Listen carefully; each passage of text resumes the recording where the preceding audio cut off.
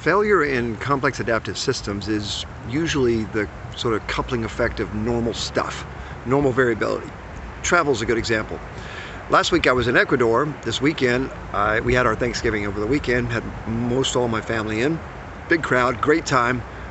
I didn't want to leave, so I took the last flight out on Sunday. It's always a bit risky.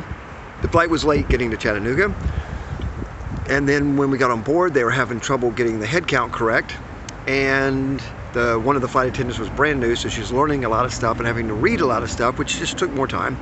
So now we're even later getting out of there. We get to Charlotte, no ground crew available. So by the time the ground crew gets there and I get off the airplane, I ran and walked as fast as I could to the other side of that Charlotte airport, which is huge. And anyway, I'm not Usain Bolt, so I didn't make it. I was 5 minutes into the closure window time period. The plane was still there, but of course the door was shut. So they booked me on the next flight, 12:30 at night. Gets into Philly at 2 o'clock in the morning or something like that, 2:30. Anyway, the rental car company sends a shuttle to get you. They're open 24/7, but for some reason the shuttle didn't come. And about 20 minutes of waiting for the shuttle, I could see the rental car company. It was within eye shot, so I thought, well, I just walked to it. Well, there's not a direct path there, so I cut across a couple areas that said no pedestrians allowed. But I was as safe as I thought I should be walking at 2:30 in the morning in Philadelphia, and I made it to the rental car place. Got my car, headed to the hotel, which is 30 minutes away.